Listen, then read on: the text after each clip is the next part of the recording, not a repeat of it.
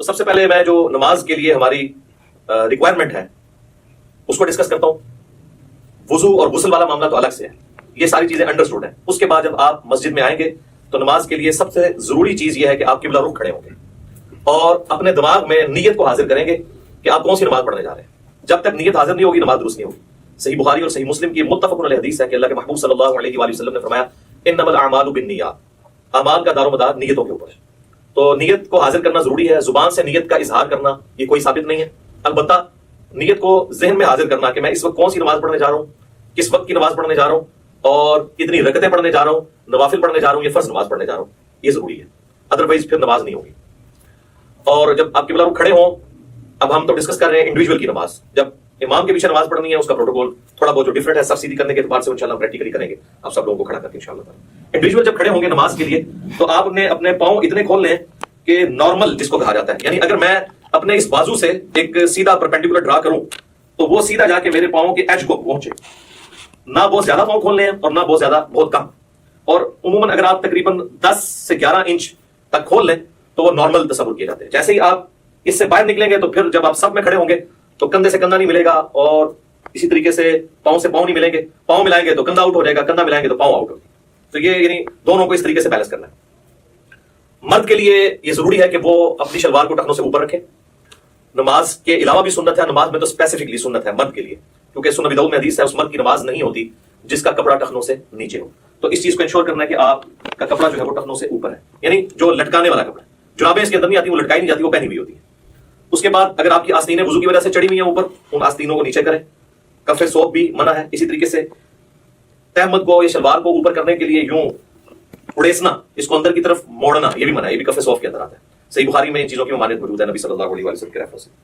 تو اس اعتبار سے ان ساری چیزوں کو دیکھ لینا ہے. پھر آپ نے قبلہ رخ کھڑے ہونا ہے اس حال میں کہ آپ جب قیام کے لیے اپنے ہاتھوں کو بلند کریں تو آپ کی یہ چیز ذہن میں ہونی چاہیے کہ میں اللہ تعالیٰ کے سامنے ہینڈز اپ کرنے جا رہا ہوں.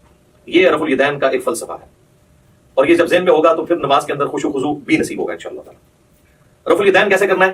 اپنے ہاتھوں کو نارملی بلند کرنا ہے, یعنی اس کونی کو اگر ہم پیوٹ مانیں تو یہ کونی اگر ہم یوں رکھتے ہوئے اپنے ہاتھ کو یوں بلند کریں تو آپ دیکھیں گے کہ میری جو انگلیاں ہیں وہ کانوں کی سیدھ میں آ گئی ہیں, سائڈ سے جا کے دیکھیں, اور میری ہتھیلی جو ہے وہ کندھے کی سیدھ میں آ گئی ہے. یہ سنت طریقہ ہے. اور اس دوران ہاتھ کی انگلیاں اتنی کھلی ہوئی ہونی چاہیے جو نارمل ہے. سنن ابی داؤد میں حدیث ہے کہ نبی علیہ السلام جب رفع الیدین کرتے تھے تو ہاتھوں کی انگلیوں کو پھیلا کر کرتے تھے. پھیلانے سے مراد یہ نہیں ہے کیسے کرتے تھے, تو بالکل اب نارمل طریقہ ہے. یعنی وہ راوی یہ بتانا چاہ رہے ہیں کہ نبی علیہ السلام ہاتھوں کو یوں نہیں رکھتے تھے بلکہ نارملی رکھتے تھے. اب آپ اس کو یوں دیکھیں گے تو میں جب اس کو ہاتھ کو بلند کروں گا تو آپ یہ دیکھیں میرے دونوں انگلیاں کانوں کی سیدھ میں ہیں, میری ہتھیلیاں کندھے کی سیدھ میں ہیں, اور میری ہتھیلیاں قبلہ رخ ہیں. اور اس دوران یہاں پر ہی تھوڑی دیر کے لیے روکتے ہوئے میں اللہ اکبر کہوں گا اور اس کے بعد اپنے ہاتھوں کو باندھوں گا. اب جتنے بھی رفع الیدین ہوں گے وہ اسی طریقے کے ساتھ ہوں گے. صحیح مسلم میں حدیث ہے کہ نبی صلی اللہ علیہ وآلہ وسلم اپنے ہاتھوں کو کانوں تک بلند کرتے تھے. صحیح بخاری میں حدیث ہے کہ نبی علیہ السلام اپنے ہاتھوں کو کندھوں تک بلند کرتے تھے. اس میں تطبیق یہی بنتی ہے کہ آپ ہاتھ اس طرح بلند کرتے تھے کہ اگر انگلیاں دیکھی جائیں تو وہ کانوں کی سیدھ میں آ جائیں اور ہتھیلیاں دیکھی جائیں تو وہ کندھوں کی سیدھ میں آ جائیں. یہ نارمل پوزیشن ہے اور یہ بالکل صحیح ہونا چاہیے. اس کے لیے پریکٹس کرنے کا طریقہ ہے کہ آپ شیشے کے آگے کھڑے ہوں اور اس کی پریکٹس کریں. بعض لوگ ہوتے ہیں ان کے ہاتھ یوں ہوتے ہیں, یوں ہوتے ہیں, کچھ یوں ہوتے ہیں. یہ پریکٹس آپ کو کرنی پڑے گی. کسی کا ایک ہاتھ اونچا ہوتا ہے, نیچے ہوتا ہے, تو یہ اب مجھے جو آپ میں یہ کروں میرے سامنے شیشہ نہیں ہے, میری پریکٹس کی وجہ سے یہ سیدھا نظر آ رہا ہے. بعض اوقات آپ سمجھ رہے ہوں گے کہ سیدھا ہے لیکن وہ سیدھا ہوتا نہیں ہے, ٹیڑھا ہو جاتا ہے. تو اس کے لیے آپ کو پریکٹس کرنی پڑے گی. اور رفع الیدین کرتے ہوئے آپ نے اللہ اکبر کہہ کے ہاتھوں کو باندھنا ہے. یہ صحیح بخاری کے اندر یہ بھی حدیث موجود ہے کہ نبی علیہ السلام رفع الیدین کرتے اور اللہ اکبر کہتے. اور صحیح بخاری مسلم میں یہ بھی ملتا ہے کہ آپ صلی اللہ علیہ وآلہ وسلم اللہ اکبر کہتے اور رفع الیدین کرتے. لہٰذا اس چکر میں نہیں پڑھنا کہ پہلے رفع الیدین کرنا ہے یا پہلے اللہ اکبر کہنا ہے. دونوں بیک وقت کہنے ہیں, آگے پیچھے کہنے ہیں, جس بھی طریقے سے کہیں سائملٹینیسلی آپ کہہ لیں. ہر صورتحال جو ہے وہ سنت کے مطابق ہے, کیونکہ اتنی جو باریکی ہے نا وہ حدیث کے اندر نہ تو اللہ تعالیٰ کو مطلوب ہے کہ اس طرح کی رپورٹ کی جائے, نہ نبی الاسلام نے ان کو اس طریقے سے تعلیم فرمایا. تو یہ بڑی انپورٹنٹ چیز ہے اس حوالے سے. اللہ اکبر کہہ کے آپ نے ہاتھوں کو باندھا. اب ذرا یہ ہاتھوں کو باندھنے کی پوزیشن آپ ذرا دیکھ لیں. یہ میرا جو لیفٹ والا ہاتھ ہے یہ بعض لوگ یوں کر کے مٹھی بند کر لیتے ہیں, اس کو آپ نے یوں رکھنا ہے جو نارمل پوزیشن ہے. اس کے بعد آپ نے یہ دایاں ہاتھ بائیں ہاتھ کے اوپر یوں رکھا کہ جو نارمل پوزیشن ہے. بعض لوگ یوں کر کے پکڑ لیتے ہیں, ٹھیک ہے اگر آسانی ہے یوں کر کے پکڑ لیں, یہ نارمل پوزیشن ہے. اور اگر آپ اس کو یوں رکھیں گے تو آپ کو رکھنے میں بھی آسانی ہوگی. یہ سنت طریقہ ہے جو صحیح بخاری کی حدیث کی روشنی میں ہمیں پتہ چلتا ہے, کیونکہ صحیح بخاری میں حدیث ہے کہ سہل ابن سعد الساعدی کہتے ہیں کہ نبی صلی اللہ علیہ وآلہ وسلم کے زمانے میں ہمیں حکم دیا جاتا تھا کہ ہم اپنا دایاں ہاتھ بائیں زیرہ کے اوپر رکھیں. اب زیرہ جو ہے یہ کونی سے لے کے انگلیوں تک ہے. اور ابو داؤد اور نسائی کے اندر حدیث ہے کہ نبی علیہ السلام نے اپنا دایاں ہاتھ بائیں رسق را سین غین کف اور ساعد پر رکھا. ساعد کہتے ہیں کف سے لے کر کونی تک. یہ کف کا لفظ تو اردو زبان میں بھی استعمال ہوتا ہے, یہ عربی کا ہے, اور یہاں انگلی سے لے کے کف تک رزق کہلاتا ہے, اور اس پورے کو ہم کہتے ہیں زرا. اور آپ دیکھیں پرانے زمانے میں جب جنگیں لڑی جاتی تھی تو زرا پہنی جاتی تھی, پورے جسم پہ پہنی جاتی تھی. اور اس طرح صحیح مسلم میں اتنا ہی ملتا ہے کہ نبی الاسلام نے اپنا دایاں ہاتھ بائیں ہاتھ پر باندھا. ڈیٹیل بخاری میں اور ابو داؤد میں اور سنن نسائی میں ملتی ہے. مسند احمد میں روایت ہے کہ سینے پہ باندھا. اب سینے سے مراد یہ نہیں کہ آپ نے یوں کر کے باندھ لیا. سینے کی ڈیفینیشن ہے یہ نہر سے لے کر ناف تک, یہ سارے کا سارا سینہ ہے, یہ سینہ ہے. اس میں جہاں پہ بھی لائی کرے گا تو آٹومیٹکلی آپ دیکھیں جب آپ یوں کریں گے اور یوں رکھیں گے تو وہ ایک خاص پوزیشن پہ آئے گا جو نہ بہت اونچا نہ بہت نیچا. ناف سے برل یہ اوپر ہی ہے اور نہر سے کافی نیچے ہے, یہ نارمل پوزیشن ہے. اسی پوزیشن میں جب آپ جماعت کے ساتھ نماز پڑھیں گے تو پاؤں سے پاؤں بھی ملا سکیں گے اور کندھے سے کندھا بھی. جیسے ہی آپ یہ اوپر چلے گئے تو پھر یہ دیکھیں کونیاں ملیں گی, کندھا نہیں ملے گا. اسی طریقے سے میرے بھائیو جب آپ ناف سے نیچے ہاتھ باندھتے ہیں نا تو یہ خلاف سنت ہے. اس حوالے سے جو سنن ابی داؤد کی ایک حدیث پیش کی جاتی ہے تو امام داؤد رحمہ اللہ تعالیٰ نے خود صاف لکھا ہے کہ اس حدیث میں ایک راوی ہیں عبد الرحمن بن اسحاق الکوفی, جس کے بارے میں نے خود احمد بن حنبل سے سنا ہے کہ وہ اس کو ضعیف کہا کرتے تھے. اور یہاں پر لوگوں نے یعنی وہ روایت تو پیش کی لیکن ساتھ جو امام کا حکم تھا اس کو اسکپ کر دیا. تو ایسے بھی نہیں کریں گے, ایسے بھی نہیں کریں گے, بلکہ اس طریقے سے ہاتھ باندھیں گے جو سنت طریقہ ہے. یا پھر دوسرا طریقہ یہ ہے کہ وضع الیدین کی بجائے ارسال الیدین کیا جائے. اس کے لیے ہم پھر یوں کریں گے کہ آپ نے یوں رفع الیدین کیا, اللہ اکبر کہہ کے ایسے. بعض لوگ بالکل ایسے ساتھ ملا لیتے ہیں, بعض مٹھیاں بند کر لیتے ہیں, بعض ایسے کر کے کھڑے ہو جاتے ہیں, بالکل غلط ہے. بالکل نارمل پوزیشن پہ جہاں پہ آئیں گے یہ ارسال الیدین ہوگا, یہ بھی سنت ہے. اگرچہ اس حوالے سے جو سنن طبرانی کی روایت ہے اس میں خصیب الجحدر راوی جو ہے وہ ضعیف ہے, لیکن چونکہ موقوفہ روایتیں عبداللہ ابن زبیر سے ملتی ہیں مصنف ابن ابی شیبہ میں, بلکہ مصنف ابن ابی شیبہ میں پورا چیپٹر ہے ان صحابہ اور تابعین کا بیان جو ہاتھ باندھ کے نماز پڑھا کرتے تھے اور ان صحابہ اور تابعین کا بیان جو ہاتھ کھول کر نماز پڑھا کرتے تھے. یہ دونوں طریقے سنت ہے. اور میں نے تو سنن ابی داؤد کی جو 730 نمبر حدیث ہے اس سے بھی یہ چیز ثابت کی ہے کہ انڈائریکٹلی ابو حمید سعدی کی جو 10 صحابہ والی حدیث ہے وہ بھی اس کو سپورٹیو ہے کہ ارسال الیدین کرنا بھی سنت ہے. اس میں میرا کلپ الحمدللہ لاکھوں لوگوں نے دیکھا ہے, فیس بک کے اوپر بھی, یوٹیوب کے اوپر بھی. آج میں اس ڈیٹیل میں نہیں جاؤں گا, بہرحال ارسال الیدین بھی سنت ہے. الحمدللہ ہم دونوں طریقے سے نماز پڑھتے ہیں, کم از کم میں ایک نماز ضرور ارسال الیدین سے پڑھتا ہوں. لیکن میں وضع الیدین کو اس لیے پریفر کرتا ہوں کہ میں یہ خواہش کرتا ہوں کہ میں اللہ تعالیٰ کے سامنے اس حال میں بھی کھڑا ہوں. اب جو لوگ صرف ارسال الیدین کرتے ہیں وہ اس سنت سے محروم ہو جاتے ہیں. اسی طریقے سے جو لوگ رکوع کے بعد ہاتھ باندھنے کے قائل ہیں وہ بھی اس سنت سے محروم ہو جاتے ہیں. تو ہم اس سنت پہ بھی عمل کرتے ہیں اور اس پہ بھی, رکوع سے پہلے یوں اور رکوع کے بعد ارسال الیدین, اس پہ تو اجماع ہے اہل سنت کے تمام مکاتب فکر, حنفی, شافعی, مالکی, حنبلی اور اہل حدیث بھی. یہ تو چند علماء عرب ہیں جنہوں نے یہ کام ڈالنا شروع کیا رکوع کے بعد ہاتھ باندھنے والا, اس پہ تو اجماع امت ہے.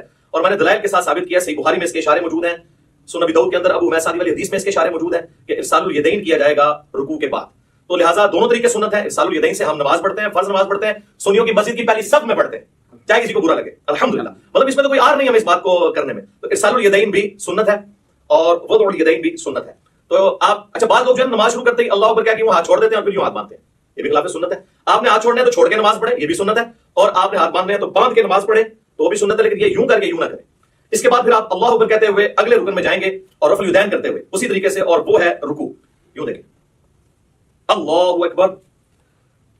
اب رکوع کے اندر آپ نے ساری انگلیاں جو ہے ہاتھوں کی پھیلا کے رکھنی ہیں اور مضبوطی کے ساتھ گھٹنوں کو پکڑنا ہے اور ان بازوؤں کو بالکل سیدھا کر دینا ہے. جب آپ سیدھا کریں گے تو آپ کی کمر آٹومیٹکلی خود بخود سیدھی ہو جائے گی جو سنت طریقہ ہے. اور آرام سے یہاں پہ آپ تسبیحات کریں گے اور اس کے بعد سکون سے پھر آپ تسبیحات پڑھنے کے بعد جو میں بعد میں بتاؤں گا, سمع اللہ لمن حمدہ ربنا ولک الحمد حمدا کثیرا طیبا مبارکا فیہ. مختلف قسم کے الفاظ ہیں, ربنا ولک الحمد بھی کہہ سکتے ہیں. اور اس حالت میں آپ نے ہاتھ باندھنے نہیں بلکہ ارسال الیدین کرنا ہے اور کم از کم اتنی دیر کھڑے ہونا ہے کہ جتنی دیر آپ ربنا لک الحمد کہیں. بعض لوگوں کی عادت ہے کہ وہ سمع اللہ لمن حمدہ کہہ کے تو ساتھ ہی ایسے چل جاتے ہیں سجدے میں. یہ بالکل خلاف سنت ہے, نماز نہیں ہوگی. بلکہ بخاری مسلم میں بڑی ڈیٹیل حدیث ہے جو ایک صحابی نے نماز پڑھی, نبی علیہ السلام پر حاضر ہوا, سلام عرض کیا, آپ علیہ السلام نے وعلیکم السلام ورحمۃ اللہ کہا اور کہا کہ دوبارہ نماز پڑھو. تو نے نماز پڑھی نہیں, 3 دفعہ اسی طریقے سے ہوا. پھر اس نے عرض کیا اللہ کے نبی مجھے نماز سکھائیں. تو آپ صلی اللہ علیہ وآلہ وسلم نے فرمایا کہ سکون کے ساتھ قیام کرو اور پھر قرآن جتنا مقدر ہے وہ پڑھو, اس کے بعد سکون سے رکوع کرو, رکوع کے بعد بالکل سیدھے کھڑے ہو جاؤ یہاں تک کہ ہر ہڈی اپنی جگہ پہ آ جائے, پھر سجدے کے لیے جاؤ اور پھر 2 سجدوں کے درمیان اس طرح بیٹھو کہ ہر ہڈی اپنی جگہ پہ آ جائے, پھر دوسرا سجدہ کر کے بھی بیٹھو اور پھر دوسری رکعت کے لیے کھڑے, یعنی جلسہ استراحت بھی کرو. یہ صحیح بخاری میں 6251 نمبر حدیث ہے جس کے تحت میں سمجھتا ہوں کہ علماء عرب نے جو جلسہ استراحت کو چھوڑ دیا یہ خلاف سنت ہے ان کی نماز. ربنا لک الحمد بھی کہہ سکتے ہیں, اللہم ربنا ولک الحمد بھی کہہ سکتے ہیں, جو بھی وہ انشاءاللہ میں پریکٹیکل جب کروں گا تو آپ کو پتہ چل جائے گا. اس کے بعد آپ نے سجدہ میں جانا ہے اور اس کے لیے سنت یہ ہے کہ آپ نے پہلے ہاتھ لگانے ہیں, اس کے بعد گھٹنے لگانے ہیں. اور نبی علیہ السلام کی حدیث ابو داؤد میں موجود ہے, آپ صلی اللہ علیہ وآلہ وسلم نے فرمایا کہ اونٹ کی طرح مت بیٹھو. اور بعض لوگ کہتے ہیں جی اونٹ تو بیٹھتے اس طرح کے پہلے ہاتھ لگاتا ہے پھر گھٹنے. تو میں اس پہ اکثر کہتا ہوں کہ نبی علیہ السلام نے اونٹ بٹھایا ہوا ہے, اس میں آگے الفاظ موجود ہیں, پہلے ہاتھ لگاؤ بعد میں گھٹنے. پھر صحیح بخاری میں جو حدیث ہے 803 نمبر, اس سے پہلے امام بخاری نے باقاعدہ عبداللہ ابن عمر کا عمل لکھا ہے جس کی پوری سند مصنف ابن ابی شیبہ میں موجود ہے کہ عبداللہ بن عمر جب سجدے میں جانے لگتے تھے پہلے ہاتھ لگاتے تھے بعد میں گھٹنے. لہٰذا علماء عرب جو نماز پڑھتے پہلے گھٹنے لگاتے ہیں یہ سنت سے دور ہے ایز کمپیئر ٹو اس عمل کے جو ہم کرنے لگے ہیں. اور ربنا لک الحمد حمدا کثیرا طیبا مبارکا فی، اس کے بعد آپ سجدے کی طرف جھکیں گے تو آپ نے یہ دیکھیں یہ خود بخود اپنی جگہ بنائے گا ہر چیز. آپ دیکھ رہے ہیں میری انگلیاں ایسی جگہ پہ آئی ہیں کہ جب میں اس ایج کے اوپر سجدہ کروں گا تو میری انگلیاں کانوں کی سیدھ میں آئیں گی اور ہتھیلیاں کندھے کی سیدھ میں جس طرح کے رفع الیدین کے وقت تھی، اور انگلیاں آلموسٹ نارمل پوزیشن میں ہوں گی. ایک ضعیف روایت ملتی ہے جس میں آپ صلی اللہ علیہ وسلم کے بارے میں آتا ہے کہ انگلیاں ملا کے سجدہ کرتے تھے. کچھ تابعین کے بارے میں صحیح سند سے بھی ملتا ہے کہ وہ پسند کرتے تھے کہ انگلیاں ملا کے کی جائیں، لیکن اس پہ کوئی مرفوع یا موقوف حدیث اس حوالے سے نہیں ملتی. آپ نارمل پوزیشن میں رکھیں، اتنی نہ کھول دیں کہ یہ قبلہ رخ سے ہٹ جائیں، یہ نارمل پوزیشن میں. اور اگر کسی نے یوں رکھنی ہے تو یوں بھی رکھ سکتا ہے، اس میں ذرا تردد ہوتا ہے. اس میں ہتھیلیاں بھی لگ جاتی ہیں اور آپ آلموسٹ یہ قبلہ رخ ہی ہوتی ہیں انگلیاں. کانوں کی سیدھ میں انگلیاں آ جائیں گی، یعنی کہ یہ دو آنکھوں کے درمیان آپ آنکھوں کی سیدھ میں رکھیں گے، خود بخود کانوں کی سیدھ میں آئیں گی، اور ہتھیلیاں جو ہیں وہ شولڈر کی سیدھ میں. اور پھر آپ نے پہلے ناک لگانا ہے، اس کے بعد ماتھا لگانا ہے. کسی حالت میں سجدے کی تسبیحات آپ نے پڑھنی ہے، سبحان ربی الاعلیٰ یا باقی تسبیحات انشاءاللہ پڑھ کے بتا دوں گا. اور پاؤں کی انگلیاں قبلہ رخ ہونی چاہیے، دونوں ایڑیاں آپس میں جڑی ہوئی ہوں، اور ہاتھ جو ہے وہ پہلوؤں سے الگ ہوں، رانے جو ہیں وہ پنڈلی کے جوڑ سے الگ ہوں نارمل پوزیشن کے اوپر. اور ادھر سے اگر یعنی اس میں گیپ بھی موجود ہونا چاہیے. سب سے افضل طریقہ تو یہی ہے کہ تھوڑا اور بڑا کر لیا جائے سجدہ یوں کر کے، لیکن وہ آج کل ہماری سبھی جو ڈیزائن ہے اس میں وہ بڑے والا سجدہ نہیں ہوتا جو بخاری مسلم میں آتا ہے کہ بکری کا بچہ بھی گزر سکتا تھا، وہ اعلیٰ ترین درجہ ہے. جس چیز سے منع کیا گیا نا وہ یہی ہے کہ آپ نے بخاری مسلم میں آتا ہے کہ کونیاں زمین پہ کتے کی طرح نہیں یوں بچھانی. اور ظاہر ہے اس حکم میں مرد و عورت دونوں شامل ہیں نماز کے طریقے کے اعتبار سے. تو اس کو اٹھا کے رکھنی ہے اور پہلوؤں سے الگ رکھنا ہے، پیٹ سے نہ ٹچ کریں، پیٹ جو ہے وہ یہ رانوں سے الگ رہے، اور ران اور پنڈلی کا جوڑ جو ہے یہ الگ الگ رہے. اس حالت میں آپ نے سجدہ کرنا ہے. تو یہ اس کے بعد اللہ اکبر کیا کہ آپ نے جب بیٹھنا ہے تو آپ کی پوزیشن کیا ہونی چاہیے کہ آپ یہ انگلیاں قبلہ رخ ہوں. یہاں پہ بھی نارمل یوں کرنے کی ضرورت نہیں ہے، نارمل رکھیں جہاں آپ کو آسانی رہتی ہے. اس طریقے سے بھی سنت ہے. صحیح مسلم کے اندر یہ طریقہ بھی آیا ہے اور صحیح مسلم کے اندر یہ طریقہ بھی آیا ہے. یہ دونوں طریقے سنت ہے. یہاں پہ مشہور ہے کہ جی وہ اگر کسی کی انگلیاں یوں نیچے ہو جائیں تو اس کی انگلیاں کاٹ دی جائیں، جبکہ صحیح مسلم میں ہے کہ نبی اسلام جب آخری رکعت میں تورک بیٹھتے تھے جو میں ایک بتاؤں گا تو اپنے بائیں ہاتھ سے اپنے گھٹنے کو لقمے کی طرح پکڑ لیتے تھے. تو یوں بھی رکھنا سنت ہے. اور جب یوں رکھیں گے تو ابو داؤد میں حدیث ملتی ہے سنن نسائی کے اندر کہ نبی اسلام کی جو یہ زرہ ہے وہ ران کے ساتھ لگ جایا کرتی تھی. آگے دیکھیں لگی ہوئی ہیں دونوں زرہیں ران کے ساتھ لگی ہوئی ہیں. اور جب یوں رکھیں گے تو پھر یہ ران سے اٹھ جائیں گی. یہ طریقہ بھی سنت ہے، اس میں کوئی فرق نہیں ہے، دونوں طریقے سنت ہیں. یہ دو سجدوں کے درمیان آپ بیٹھیں گے اور اس میں آپ نے جو تسبیحات پڑھنی ہے رب اغفر لی رب اغفر لی، اس کے علاوہ اور تسبیحات بھی ہیں. بعض لوگ یہاں پہ بھی انگلی اٹھا لیتے ہیں، وہ حدیث بھی کمزور ہے سفیان ثوری کی تدریس کی وجہ سے. انگلی نہیں اٹھانی، نارمل رکھنا ہے آپ نے. اس کے بعد پھر اللہ اکبر کہہ کے آپ نے دوسرے سجدے میں جانا ہے اور پھر اسی طریقے سے تسبیحات کرنی ہے. ناک بھی لگنا چاہیے، ماتھا بھی لگنا چاہیے، اور زمین کی سختی ہلکی سی معلوم ہونی چاہیے. بالکل نہیں ہوا میں سجدہ ہو رہا ہو. بہتر ہے مٹی والی جگہ پہ ہو تو زیادہ افضل ہے اور نبی اسلام کو پسندیدہ بھی ہے. باقی چٹائی وغیرہ بھی جائز ہے، میں نے اس کے حوالے سے بھی کافی ویڈیوز ریکارڈڈ موجود ہے. دوسرا سجدہ کر کے بھی آپ اللہ اکبر کر کے بیٹھیں گے. صحیح بخاری میں 6251 نمبر حدیث ہے. نبی اسلام حکم دیتے تھے کہ نماز میں سکون کرو اس حال میں کہ تم نے بیٹھنا ہے اور اس کے بعد پھر دوسری رکعت کے لیے کھڑے ہونا ہے. اچھا اس دوران یہ آپ دیکھیں نا دو سجدوں کے درمیان بیٹھنا ہے نا تو بایاں پاؤں لٹانا ہے اور دائیں پاؤں کو کھڑا رکھنا ہے. یہ جہاں پہ آپ کو نارمل لگے. بعض لوگوں کے پاؤں شروع سے عادت نہیں ہوتی ہے تو وہ پاؤں بیچارے جو ہیں وہ کھڑا نہیں کر سکتے، تو ان کو کبھی بعض کا ایسے کرنا پڑتا ہے. کر سکتے ہیں، جائز ہے، ایسے کر سکتے ہیں جیسے اس کو آسانی لگے یوں. لیکن سنت یہ ہے کہ دایاں پاؤں آپ کھڑے کریں گے اور بائیں کو لٹا کے اس پہ بیٹھیں گے دو سجدوں کے درمیان. پھر دوسرا سجدہ کر کے بھی ایسے بیٹھیں گے اور پھر اللہ اکبر کہہ کے ہاتھوں کا سہارا لیتے ہوئے. صحیح بخاری میں حدیث ہے نبی اسلام اعتماد کرتے ہوئے اٹھتے تھے. تو اعتماد کرتے ہوئے بعض لوگوں نے یہاں پہ وہ مٹھی بنانے والی وہ ایک کمزور روایت تھی، اس کا سہارا لیا، کمزور روایت ہے. نارمل بخاری میں اعتماد، تو اعتماد ویسے ہی ہوگا جیسے عام حالت میں بندہ اٹھے گا. یہ اعتماد کا طریقہ ہے نارمل. یوں کرنے سے یہاں پہ نشان بن جاتے ہیں اور میں نے دیکھا لوگوں کی یہ ساری جگہ کالی ہوئی ہوتی ہیں. تو یہ تو اب ادھر تو آپ قالین پہ کر لیں گے تو صحابہ کرام تو مٹی کے اوپر نماز پڑھتے تھے تو کیا حالت ہو جاتی ہوگی اگر یہ والا کام ہو. تو وہ ایسے میں نے دیکھا یوں کر کے کھڑے ہو رہے ہوتے ہیں اور وہ کہتے ہیں مٹھیوں والی حدیث. وہ تو روایت ہی کمزور ہے. بخاری میں واضح ہے کہ نبی اسلام اعتماد کر کے تو دوسری رکعت کے لیے کھڑے ہوتے تھے. اور اب جب ہم نے دوسرے سجدے سے سر اٹھانا ہے اللہ اکبر کہنا ہے، لیکن یہاں بیٹھنا ہے تو کچھ نہیں پڑھنا، بس اتنی دیر بیٹھنا ہے کہ سارے اعضاء اپنی جگہ پہ آ جائیں. اس کے بعد بغیر اللہ اکبر کیے ہوئے یوں کھڑے ہونا ہے. اور پھر ارسال الیدین کر رہے ہیں تو ایسے کھڑے ہو کے اگلی رکعت شروع کرنی ہے، اور وضو الیدین کر رہے ہیں تو اپنے ہاتھ باندھ کے. دونوں طریقے درست ہیں. اور پھر دوسری رکعت کو آپ نے اسی طریقے سے مکمل کرنا ہے. جب دوسری رکعت میں آپ تشہد میں پہنچیں گے آپ دیکھ رہے ہیں دوسری رکعت جو ہے رفع الیدین کے بغیر شروع ہوئی ہے. جب ہم کھڑے ہوئے ہیں تو ہم نے رفع الیدین کر کے ہاتھ نہیں باندھے بلکہ ڈائریکٹ ہاتھ باندھے. اور رکعتیں جتنی ہیں وہ رفع الیدین سے شروع ہوتی ہیں، یعنی تاگ رکھتے ہیں پہلی اور تیسری. دوسری اور چوتھی بغیر رفع الیدین کے شروع ہوتی ہے. لیکن جو دوسرے والے رفع الیدین ہیں رکوع میں جاتے وقت اور رکوع سے اٹھتے وقت یہ ہر رکعت میں ہوتا ہے. ایک اور رفع الیدین بھی ہے جو انس بن مالک سے جز رفع الیدین میں امام بخاری نے نقل کیا ہے، دو سجدوں کے درمیان، تابعین سے بھی ثابت ہے، وہ بالکل ہم جائز سمجھتے ہیں۔ اب اگر کسی نے وہ کرنا ہے، ہمارے اہل تشیع بھائی کرتے ہیں، تو پہلے سجدے سے آپ اٹھیں اللہ اکبر کہہ کے، یہاں پہ بیٹھے رب اغفر لی رب اغفر لی اللہم اغفر لی وارحمنی واہدنی وعافنی وارزقنی، اس کے بعد آپ نے یوں کرنا ہے اللہ اکبر، اور پھر دوسرے سجدے میں جانا۔ تو یہ طریقہ بھی درست ہے کیونکہ صحابہ کرام سے ثابت ہے، لیکن اکثر احادیث سجدوں کے بغیر رفع الیدین والی ہیں۔ اکثر لوگ کہہ رہے ہوتے ہیں سجدوں میں بھی ہے، تو ہم تو سجدوں میں بھی قائل ہیں، میں تو سجدوں میں بھی کر لیتا ہوں، رسال الیدین سے بھی نماز پڑھ لیتا ہوں، وضو الیدین سے بھی پڑھ لیتا ہوں، اس میں کوئی فرق نہیں ہے، جو سنت طریقے ثابت ہے۔ تو دوسری رکعت میں جب آپ بیٹھیں، اگر تو 4 رکعت والی نماز ہے تو پھر آپ یوں ہی بیٹھیں گے جس طرح آپ جلسے کے اندر بیٹھتے ہیں، دو سجدوں کے درمیان جو بیٹھنا ہے وہ جلسہ کہلاتا ہے، جس طرح رکوع کے بعد کھڑے ہونا قوما کہلاتا ہے۔ تو یوں کر کے بیٹھیں گے، اسی طریقے سے یہ پاؤں کھڑے ہوئے ہوں گے، اور یہاں پہ آپ تشہد پڑھیں گے، اور تشہد بیٹھتے ہی آپ نے اپنی انگلی بلند کر لینی ہے۔ صحیح مسلم میں 4 حدیث ہیں رفع سبابہ کے اوپر، یعنی انگلی کو بلند کرنا۔ اس میں سنت طریقہ یہ کہ آپ نے یہ درمیان والی انگلی اور انگوٹھے کا یوں ہلکا بنانا ہے ایسے کر کے، اور ابو داؤد میں الفاظ ہے کہ نبی علیہ السلام جب انگلی اٹھاتے تھے ہلکی سی جھکی رکھتے تھے، یہ ایسے کر کے نہیں اٹھانی، اور مسلسل تشہد میں بیٹھتے ہی اس کو اٹھا لینا ہے، اور اگر آخری تشہد میں ہے تو دعاؤں میں پہنچ کے اس کو ہلکی ہلکی یوں حرکت بھی دینی ہے۔ یہ بھی ثابت ہے، اور صحیح مسلم میں عبداللہ ابن زبیر جو نقل کر رہے ہیں وہ صرف اشارے کو نقل کر رہے ہیں، حرکت کو نہیں کر رہے، تو بغیر حرکت کے بھی اشارہ تھرو یوں کرنا ہی ثابت ہے۔ یہ طریقہ بھی ثابت ہے انگلی اٹھانے کا، اور ایک یہ طریقہ بھی ہے انگوٹھے کو اس جڑ میں رکھ کے یوں کر کے، اس کو کہتے ہیں وہ 53 کا عدد بنانا، یہ بھی طریقہ ٹھیک ہے۔ یہ دونوں طریقے ٹھیک ہیں، یہ عمومی طریقہ احادیث کے اندر رپورٹ ہوا ہے، چاہے یہاں پہ رکھیں چاہے یہاں پہ رکھیں، دونوں طریقے درست ہوں گے تشہد میں۔ اور یہ میں درمیان میں تشہد کی بات کر رہا ہوں جو 2 رکعتوں کے بعد ہے، جب آپ 4 رکعت پڑھ رہے ہیں تو محمد عبدہ ورسولہ تک پڑھ کے ساتھ روشی بھی پڑھ لیں تو افضل ہے۔ وہ مسند احمد میں حدیث موجود ہے کہ آپ تشہد کے بعد بھی کھڑے ہو سکتے ہیں۔ سنن نسائی میں، صحیح مسلم میں موجود ہے کہ نبی اسلام جب 9 رکعت فطر پڑھا کرتے تھے تو 8ویں رکعت میں بیٹھتے، تشہد پڑھتے، دروشی پڑھتے، اس کے بعد دعائیں پڑھتے، اور پھر آپ صلی اللہ علیہ وسلم کھڑے ہوتے تھے 9ویں رکعت کے لیے۔ تو درمیان میں تشہد میں پڑھ سکتے ہیں۔ بہرحال اس میں جب آپ کھڑے ہوں گے دروشی پڑھنے کے بعد اللہم صلی علی محمد وعلی آل محمد اتنا بھی پڑھ لیں تو کافی ہے۔ یہ بھی سنن نسائی میں 1293 نمبر 1293 نمبر حدیث ہے، نبی اسلام نے یہ مختصر دروشی بھی تعلیم فرمایا۔ تو اللہ اکبر کہہ کے جب کھڑے ہوں گے تو زمین پر اعتماد کریں گے یوں، اور اٹھتے وقت پہلے گھٹنے اٹھائیں گے، اس کے بعد آپ ہاتھوں کو اٹھائیں گے۔ جاتے وقت ہاتھ پہلے لگاتے ہیں، گھٹنے بعد میں، اور اٹھتے وقت اس کو اس طریقے سے آپ ریورس کرتے ہیں۔ یعنی دوسرے الفاظ میں جو کچھ آپ نے بچپن سے سیکھا ہے تقریباً اس کے الٹ ہی کرتے ہیں آپ پہلے گھوڑے لاتے تھے پھر ہاتھ لاتے تھے، تو اس طرح ذرا آسانی سے سمجھ آ جائے گا۔ اسی کو ہم نے عرض کیا ہے کہ مرنے سے پہلے مسلمان کر لیں اس پہ غور، کتابوں کا خدا اور ہے، باپوں کا خدا اور ہے۔ اچھا لوگ بڑا پروپیگنڈا کر رہے ہیں، اس نے 2 خدا کر دیے ہیں۔ 2 خدا نہیں ہم نے کیے ہیں، ہم نے یہ بتایا کہ اس خدا کا تعارف جو آپ نے کروایا ہے وہ نہیں ہے جو نبی اسلام نے کروایا، وہ تو میں نے کلیریفائی بار بار کیا، ان کو بھی خیر سمجھ ہے۔ تو یہ کتابوں کی نماز آپ کو سکھا رہے ہیں جو نبی اسلام نے امت تک، صحابہ، اہل بیت، تابعین، تبع تابعین کے ذریعے ہم تک پہنچائی ہیں الحمدللہ۔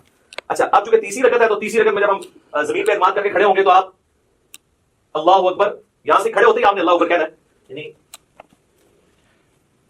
اللہ اکبر، پھر وضع الیدین کر لینا ہے، یا اگر آپ نے ارسال الیدین کرنا ہے تو آپ یوں کر لیں، اور پھر تیسری رکعت میں جو پڑھنا ہے انشاءاللہ میں پریکٹیکلی پڑھ کے بھی بتا دوں گا، سب کو پتہ ہی ہے، ہم تو پوسٹرز اس وقت ڈسکس کر رہے ہیں کیسے پڑھنا ہے۔ تیسری رکعت بھی اسی طریقے سے ہوگی، اور تیسری رکعت میں بھی دوسرا سجدہ کرنے کے بعد جلسے میں بیٹھ کے، جسے جلسہ استراحت کہتے ہیں، پھر آپ نے کھڑے ہونا ہے تیسری رکعت کے لیے اور چوتھی رکعت کے لیے، اور وہ رفع الیدین کے بغیر ہوگی، ڈائریکٹلی ہاتھ باندھیں گے یا ارسال الیدین کریں گے نارمل پوزیشن میں۔ پھر اسی طریقے سے اللہ اکبر کہہ کے آپ رکوع میں جائیں گے، پھر رکوع سے اٹھیں گے اور ربنا لک الحمد کہیں گے۔ تو چوتھی رکعت میں جب آپ دوسرا سجدہ کر کے بیٹھیں گے تو صحیح بخاری میں موجود ہے نبی صلی اللہ علیہ وآلہ وسلم تورک کیا کرتے تھے، اور اس میں الفاظ ہیں کہ چوتھی رکعت میں بیٹھتے تھے، اور ابو داؤد میں یہ الفاظ ہیں ابو میسانی والی حدیث کے اندر کہ جس رکعت میں آپ نے سلام پھیرنا ہوتا تھا نا اس میں آپ تورک کرتے تھے۔ تو اس سے ہمیں یہ بات پتہ چلی کہ چاہے 4 رکعت والی نماز ہے، 3 والی ہے، 2 والی ہے، جس تشہد میں دروشی پڑھنے کے بعد آپ نے سلام پھیرنا ہے اس میں آپ نے تورک کرنا ہے۔ اور اس میں حکمت بھی ہے کہ اس میں انسان تھکتا نہیں ہے۔ تورک جو ہے یہ دایاں پاؤں آپ نے بائیں پاؤں کے نیچے سے گزار کے دائیں پاؤں کو آپ نے کھڑا کرنا ہے، اور آپ نے دائیں پاؤں کے نیچے سے بائیں پاؤں کو گزارنا ہے اس حالت میں، یہ تورک ہے۔ اور آپ یوں بھی کر سکتے ہیں۔ یہ ابو داؤد میں یہ بھی حدیث ہے کہ نبی علیہ السلام نے اپنے دونوں پاؤں ایک طرف نکال دیے، یہ ایک طرف نکالے ہوئے میں نے دونوں پاؤں، یہ بھی ٹھیک ہے، یہ بھی ٹھیک ہے۔ اس میں حکمت یہ ہے کہ جب آپ یوں بیٹھتے ہیں نا تو آخری تشہد تو چونکہ نبی علیہ السلام کا بہت زیادہ دعاؤں پہ ہوتا تھا، لمبا ہوتا تھا، اس میں آپ کرتے نہیں ہیں۔ اس طرح بیٹھیں گے تو تھوڑی دیر کے بعد آپ کو تھکاوٹ محسوس ہونا شروع ہو جاتی ہے، الا یہ کہ بہت پتلا بندہ اس کو تو فیل نہیں ہوتا۔ تو یہ درمیان والا تشہد ہے اور یہ آخری تشہد ہے، چاہے وہ فجر کا ہو، مغرب کا ہو، عشاء کا ہو، آخری تشہد اس طریقے سے ہونا ہے۔ اور اس میں بھی آپ نے اس طرح انگلی اٹھا کے رکھنی ہے، تشہد میں مسلسل انگلی اٹھانی ہے۔ یہ جو کہتے ہیں اشہد ان لا الہ پہ اٹھاؤ، الا اللہ پہ گرا دو، یہ کوئی ثابت نہیں ہے، یہاں پہ رکھیں، یہ بھی سنت ہے۔ اور یہ صحیح مسلم میں الفاظ ہے کہ نبی علیہ السلام جب तशहुद में बैठते तो अपना दायां हाथ जो है वो दाने घुटने के ऊपर बाएं घुटने पे रख के इसको लुकमे की तरह पकड़ लेते, जो आपके बाबू ने आपको सिखाया कि जिसकी उंगलियां नीचे उंगलियां काट दी जाए। और ये वो सुन्नत है जो सही मुस्लिम के अंदर है। हर शायरी पुठी दसी तो फिर कहते सारे बाबे ने कुछ कहता है और क्यों कहा मैं न्यूटन ने कहा जिन्होंने काम पाया उन्होंने कहना ना, ये भी सुन्नत है, ये सही मुस्लिम में ये भी सुन्नत आई है और ये मुसलसल उठा के रखेंगे। और अबू दाऊद में निसाई में आता है कि जब आप दुआओं में पहुंचते थे ना तशहुद के एंड पे दुरूद शरीफ के बाद, तो हल्का हल्का इसे यूं हरकत भी देते थे। और उसके बाद जब आप पूरा तशहुद दुआएं मांग लेंगे, फिर आपने दाएं और बाएं सलाम फेरना है। उसमें जो इमाम मस्जिद नजर आते हैं वो तो सलाम यही फेर होते हैं, अस्सलाम वालेकुम रहमतुल्लाह, और दूसरा सलाम इधर करते हैं, अस्सलाम वालेकुम रहमतुल्लाह। ये बिल्कुल खिलाफ सुन्नत है। आपने दाईं तरफ वाले नमाजियों को भी और फरिश्ते हो तो उनकी तरफ भी सलाम भेजना है, तो उसके लिए तरीका ये है कि आपने पूरी गर्दन मोड़नी है यूं करके, अस्सलाम वालेकुम व रहमतुल्लाह, अस्सलाम वालेकुम व रहमतुल्लाह। अच्छा, अरबियों को एक बड़ा मसला है। अच्छा, अस्सलाम वालेकुम व रहमतुल्लाहि व बरकातहू भी साबित है बुजुर्ग के अंदर, दोनों तरीके से।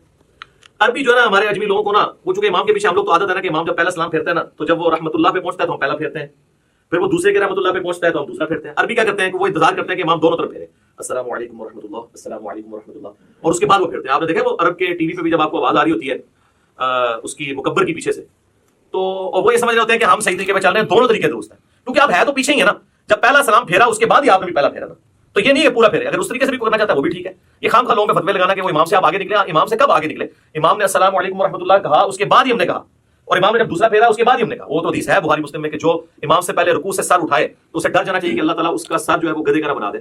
पोस्चर्स में आपने इमाम से पहले कोई काम नहीं करना। बाकी जो बीच में पढ़ना है वो आगे पीछे हो सकता है, वो तो ना आप सुन रहे होते हैं उसकी, ना वो आपकी सुन रहा होता है। कई बार आप तशहुद खत्म करके बैठ जाते हैं, इमाम का तशहुद खत्म ही नहीं होता, उसमें आगे पीछे हो सकता है। पोस्चर्स नहीं आप आगे पीछे कर सकते। और देखिए अल्लाह ने नमाज में क्या बरकत रखी है कि नमाज में मुसलमानों की यूनिटी है।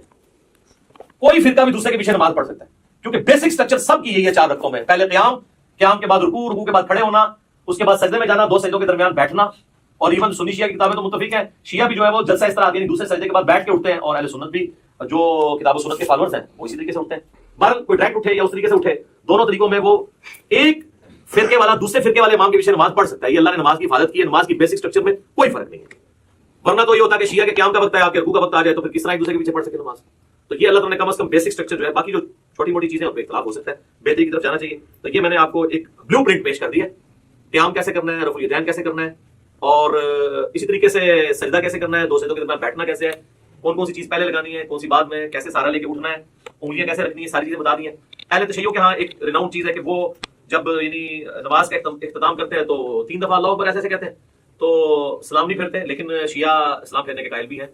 खामनाई साहब ने नमाज पढ़ाई, साकिब बकर साहब मुझे खुद कहा, मैंने उनके पीछे नमाज पढ़ी, उन्होंने दोनों तरफ सलाम फेरा, दोनों तरीके दुरुस्त है। बाकी अल्लाह अकबर पे तो हम भी मुत्तफिक हैं कि नमाज के एंड पे हम भी बुलंद आवाज से अल्लाह अकबर कहते हैं। बुखारी मुस्लिम में हदीस है कि नबी इस्लाम की नमाज का मुकम्मल होना अल्लाह अकबर की आवाज से, तकबीर की आवाज से पहचाना जाता था। उसके बाद आहिस्ता आवाज से 3 दफा अस्तगफिरुल्लाह, और फिर अल्लाहुम्मा अंतस सलाम मिनकस सलाम तबारक या ज़ल जलाली वल इकराम। जो हमारे ग्रीन और ब्लू कार्ड्स आप पढ़ सकते हैं, सब कुछ मौजूद है उसके अंदर। तो ये बेसिक स्ट्रक्चर थी जिसमें मैंने कोशिश की कि आपको एक ओवरऑल पिक्चर पता चल जाए। अब मैं फिजिकली आपको नमाज पढ़ के भी बताऊंगा, ताकि आपको पता चल जाए कि उसमें मैंने ये पढ़ना है और इस तरह पढ़ना है, और कम से कम इतना पढ़ना है। ज्यादा तो आप जितना गुड़ डालें मीठा होगा। लेकिन उस लेवल पे जाने से पहले मैं आपको एक ब्लूप्रिंट बाकी नमाजों का भी बता देता हूँ। ये तो 4 रकतों का बताया, अगर 2 रकतें होती तो मैं दूसरी रकत में यूं तवरुक बैठ जाता। और